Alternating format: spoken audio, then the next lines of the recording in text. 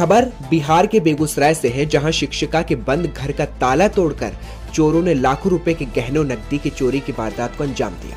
घटना मंझोल ओपी के मंझोल गांव की बताई जा रही है। बताया जा रहा है कि चोरों ने घर के 3 कमरों का ताला तोड़कर लगभग 5 भरी सोने के आभूषण 20,000 नकदी की चोरी की है। मकान मालिक को इस चोरी की सूचना रविवार सुबह लगी, जब शिक्षिका पिंकी कुमारी छुट्टी से अपने घर आई।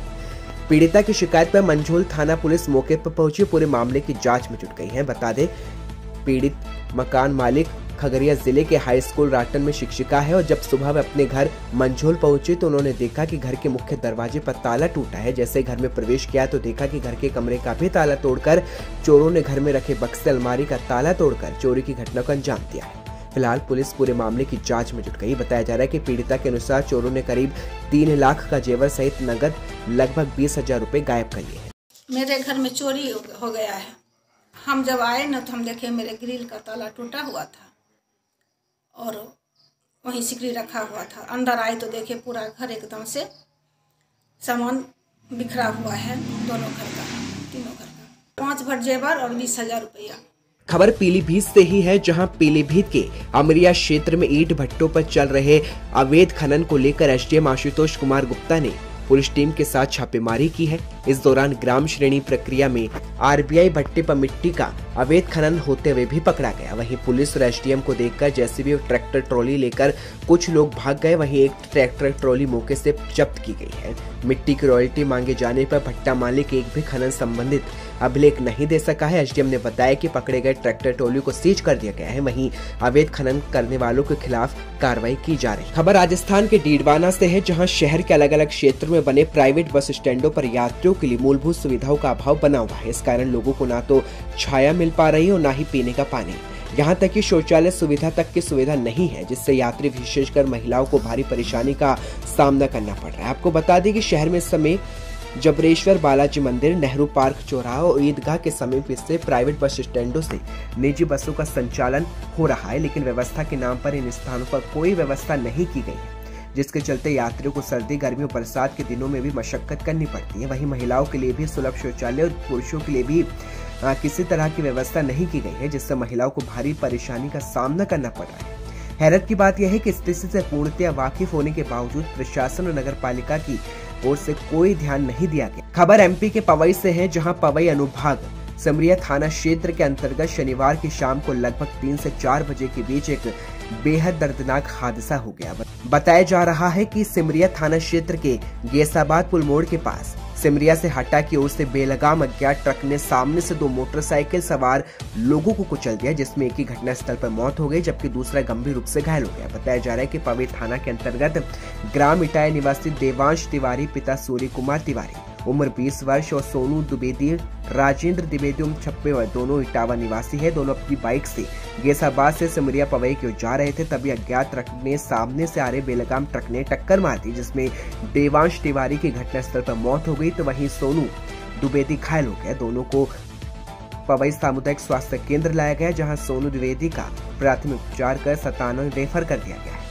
वहीं देवांश तिवारी का सुबह रविवार पीएम कराया गया, जिसे परिजनों को सौंप दिया गया। घटना की जानकारी मिलने के बाद पुलिस समुदाय पहुंची और पंचनामा कार्रवाई करते हुए अज्ञात ट्रक की तलाश में जुट गई है। खबर यूपी के अयोध्या से है, जहां जिले के थाना इनायत नगर क्षेत्र में घर के अंदर सो रही बुजुर्ग महिला की धारदार हथियार से हत्या करने का मामला सामने आया है।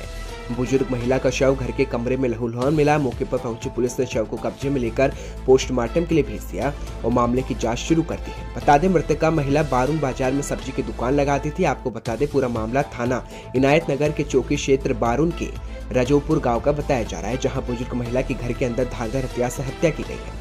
घटना का पता जब सुबह मृतक महिला के बेटे ने जब काफी देर तक घर का दरवाजा ना खुला देखा तो मां को आवाज लगी, लेकिन जवाब नहीं मिलने के बाद भाई के लड़के को छत के सहारे घर में भेजा तो उसने अपनी दादी का शव खून से लथपथ पाया।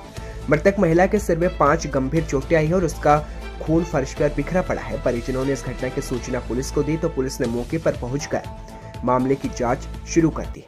थाना इनायत नगर के बारून चौकी क्षेत्र अंतर्गत विमला जायसवाल नाम की एक वृद्ध है। इनकी उम्र 65 वर्ष है। आज अपने घर में मृत पाई गई। प्रथम दृष्टया हत्या का प्रकरण प्रतीत हो रहा है। शव को कब्जे में लेकर पोस्टमार्टम के लिए पंचायतनामा कार्रवाई पूर्ण कर पोस्टमार्टम के लिए भिजवा दिया गया है। तहरीर प्राप्त कर अभियोग पंजीकृत किया जा रहा है। शीघ्र घटना का अनावरण कर अभियुक्त की गिरफ्तारी सुनिश्चित की जाएगी। खबर यूपी के उन्नाव से है, जहां विवादों को लेकर चर्चा में रहने वाले उन्नाव से बीजेपी सांसद साक्षी महाराज का पंजाब कांग्रेस प्रदेश अध्यक्ष और क्रिकेटर नवजोत सिंह सिद्धू पर पलटवार किया और कहा कि सिद्धू के लिए हम क्या कहेंगे। उनके बयानों की उनकी पार्टी संकट में फंस जाए। संत होने के नाते एक नेक सलाह दे सकती हूँ, छोटे भाई को बड़े भाई के पास चले जाना चाहिए। अगर वो बड़ा भाई को मानते हैं तो उन्हें पाकिस्तान चले जाना चाहिए। बीजेपी सांसद साक्षी महाराज ने प्रियंका गांधी, राहुल गांधी और सपा के राष्ट्रीय अध्यक्ष अखिलेश यादव पर भी तंज कसा है। साथ ही साक्षी महाराज ने कहा कि 2022 के विधानसभा चुनाव में बीजेपी जीत दर्ज करेगी। वहीं उन्होंने कहा कि प्रधानमंत्री नरेंद्र मोदी का धन्यवाद देते हैं कि उन्होंने राष्ट्र के लिए जो काम किया है वो तारीफ करने योग्य है। जी, नवजोत सिंह सिद्धू ने पाकिस्तान प्रधानमंत्री को बड़ा भाई माना है, इसको लेकर क्या कहेंगे? सिद्धू कब क्या कहेंगे, उनके बयानों से उनकी पार्टी संकट में फंस जाती है। पर मैं संत होने के नाते एक नेक सलाह दे सकता हूं, छोटे भाई को बड़े भाई के पास ही रहना चाहिए। तो अगर वो बड़ा भाई मानते हैं तो उनको पाकिस्तान चला जाना चाहिए। खबर राजस्थान के डीडवाना से है, जहां शहर के बस स्टैंड के समीप से नागौर रोड को मिलाने वाला गौरव पथ अपने नाम से विपरीत शर्म का पथ बन गया। इस रास्ते से गुजरते समय गौरव का ऐसा जरा भी ना हो, लेकिन शर्म जरूर महसूस होगी। टूटी फूटी सड़कें, किनारों पर लगे गंदगी के ढेर और कचरे के ढेर, बदबू मारता गंदा पानी, लावारिस जानवरों का डेरा और नशेड़ियों का जमावड़ा इस मार्ग की हकीकत बन गई है। लेकिन नगर पालिका की ओर से अब तक कोई इंतजाम नहीं किया गया है। बदहाल हालत के बावजूद लगातार प्रशासन की ओर से कोई इंतजाम नहीं किए गए हैं। ऐसे में यहाँ से गुजरना भी लोग मुनासिब नहीं समझते। आपको बता दें, मार्ग जगह जगह से क्षतिग्रस्त है। सड़क पर जगह जगह गड्ढे पड़े हैं। डिवाइडर के दूसरी ओर सड़क का नामो निशान तक नहीं है। ऐसे में लगातार नगर पालिका इस पूरे मामले पर मौन है। खबर यूपी के पीलीभीत से है, जहां मंझोला से पीलीभीत आते समय रास्ते में तेज रफ्तार बाइक सवार ने लोकतंत्र सेनानी डोरीलाल राठौर को जबरदस्त टक्कर मार दी। इस हादसे में डोरीलाल राठौर की मौत हो गई। बताया जा रहा है कि सुबह किसी काम से मंझोला गए थे, वहां से आते वक्त यह हादसा हुआ, जहां तेज रफ्तार बाइक सवार ने टक्कर मार दी। आनंद फानन में जिला अस्पताल ले जाया गया है, जहाँ डॉक्टर ने उन्हें मृत घोषित कर दिया। वहीं आपको बता दें, सरकार की ओर से परिवार ने मुआवजे की मांग की है। वहीं सरकार की और इस तरफ से मुआवजा दिए जाने की मांग लगातार उठाई जा रही है। क्या नाम है आपका, क्या घटना हुई है? मैं आपके प्रताप सिंह राठौर। हाँ, ये कौन थे आपके? डोरीलाल राठौर लोकतंत्र सेनानी थे। वो घर से कुछ काम के लिए खटीमा क्षेत्र में गए थे। खटीमा क्षेत्र से जब वापसी हो रहे थे तो क्या कहते हैं, नूरिया क्षेत्र की तरफ वो पेशाब करने के लिए उतरे थे जी। जब वो पेशाब कर रहे थे तो उधर से एक बाइक आई थी, बहुत तेजी से आई थी। उन्होंने मेरे पिताजी को ठोक दी और ठोकने के बाद वो गंभीर हालत में बड़ी अंडरग्राउंड चोटें लग गई। पेट में ये लग रहा था, डॉक्टर साहब ने बताया कि उनके पेट पे पहिया चढ़ चुका है, आंतें में हो चुकी है।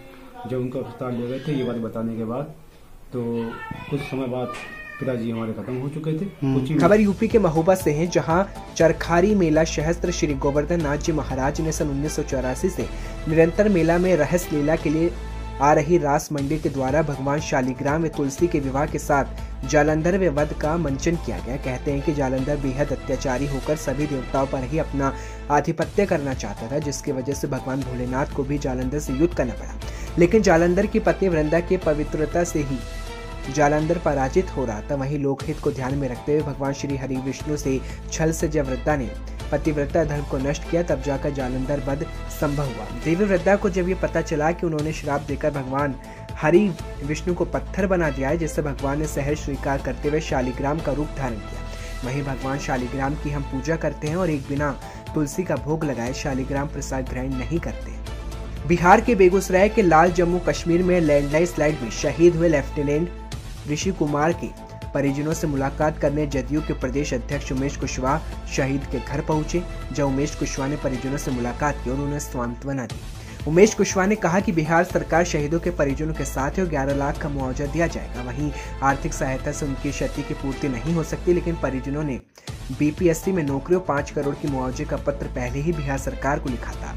इस पर कहा गया कि बिहार सरकार संवेदनशील है, जो भी संभव होगा वह करेगी। इसके साथ ही विपक्ष के द्वारा नीतीश कुमार के सुशासन के सवाल पर जदयू प्रदेश अध्यक्ष उमेश कुशवाहा ने तेजस्वी पर हमला बोलते हुए कहा कि प्रतिद्वंदी के पास कोई मुद्दा नहीं और अपने माता पिता के शासनकाल को याद करे कि 2005 से पहले बिहार में किस तरह के लोग जीने को विवश थे। आईडी ब्लास्ट के दौरान जो ऋषि कुमार जी के शहीद हुए, उनके परिजन से मिलने आए हैं, शोक संवेदना व्यक्त करने के लिए आए हैं। और निश्चित ही मैंने ये जो बहुत बड़ी क्षति हुई है और इसकी भरपाई नहीं हो सकती है और हम उनके परिजन से मिलकर शोक संवेदना व्यक्त करने के लिए आए। देखिए, बिहार सरकार ने भी माननीय मुख्यमंत्री नीतीश कुमार जी ने भी माननीय मंत्री जी को सरकार के द्वारा उनको अधिकृत किया गया था और आए थे हमारे माननीय मंत्री सवनाथ साहब और माननीय विधायक जी और जो भी जनता दल यूनाइटेड के जो भी लोग थे सभी लोग खड़े थे इस दुख की घड़ी में। अच्छा, उपेंद्र कुशवाहा जी भी आए थे और जनता दल यूनाइटेड के जो भी पदाधिकारी थे इस दुख की घड़ी में सब लोग खड़े हैं, उनके साथ उनके परिजन के साथ खड़े हैं और जो भी हम लोग देख रहे हैं, जो भी उनके परिजन से मिले हैं, जो बताए हैं, हम लोग उस पर पहल करेंगे और निश्चित रूप से जो सरकार के द्वारा जो सहायता होगी हम लोग करेंगे। अभी मालूम हुआ है कि जो 11 लाख रुपया सरकार के द्वारा दिया भी गया है और भी जो आर्थिक सहायता होगी और अब हम ये कह सकते हैं कि आर्थिक सहायता से तो ये जो भरपाई जो क्षति हुआ ये तो भरपाई नहीं होगा, लेकिन सरकार इस पर संवेदनशील है, करेगी। प्रदेश है जहां कलेक्टर छतरपुर शिलेंद्र सिंह के द्वारा रविवार को नगर पालिका महाराजपुर में गड़ीमरहरा व महाराजपुर के समस्त BLO की बैठक बुलाई गई। कोरोना वैक्सीनेशन को लेकर ये बैठक की गई जहां 100% सुनिश्चित करने के निर्देश दिए गए। कलेक्टर श्री सिंह ने टीकाकरण जैसे महत्वपूर्ण कार्य में लापरवाही बरतने, गलत जानकारी देने पर 3 BLO को निलंबित कर दिया। वहीं 10 BLO को कारण बताओ नोटिस भी जारी किया गया। आपको बता दें, समस्त MLA को निर्देश दिए गए हैं कि 3 दिवसीय कोविड टीकाकरण में समयानुसार लोगों को टीका सुनिश्चित लगवाया जाए। बैठक में फोटो निर्वाचन नामावली के संक्षिप्त पुनरीकरण 2022 में चल रहे कार्य की समीक्षा भी की गई। वहीं उन्होंने कार्य को सही ढंग से करने के निर्देश भी जारी